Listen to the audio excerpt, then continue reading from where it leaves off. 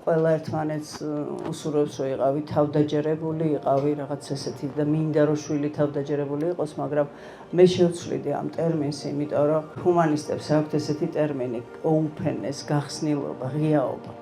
ეს რას ნიშნავს, რომ მე ღია ვარ და გახსნილი ვარ საკუთარი თავისა და სამყაროსადმი. მე ვარ ადამიანი, რომელსაც ბევრი რამე ეშლება. ხშირად წაქცეულა, ამდგარა და ამით გაზრდილა და ამით უსწავლია ადამიანობა.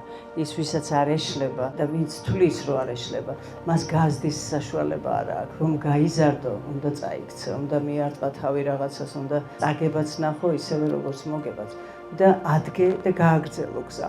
ალბათ ძნელია ისეთ ადამიანთან ურთიერთობა, რომელიც პედესტალზე ზის და ყველაფრის მცოდნე და არაფერი ეშლება. აბსურდი ვთქვი, მაგრამ ზოგჯერ არის ესეთი ჰაბიტუსით ადამიანი, რომ მან ყველაფერი იცის. თავდაჯერებულობა ჯობია იყოს საკუთარ თავთან თავსებადი, აი ისეთი როგორიც ხარ, მიღებული ყავდეს შენი თავი და არ გცხვენოდეს იმის, რომ თქვა ვინ ხარ, რას ფიქრობ, რას გრძნობ, როგორ გამოიყურები, არ კონდეს აი ეს რაღაცა უკან დახეულობის განცდა. ეს მიღება იმდენად მნიშვნელოვანი ყოფილა და იმდენად ანთავისუფლებს ადამიანს აი ამ თუნდაც ამ კომპლექსებისგან, იმიტომ რომ ბევრ რამეს ვირჩევთ ჩვენ ცხოვრებაში, მაგრამ ძალიან ბევრ რამეს არ ვირჩევთ, მოგვეცემა.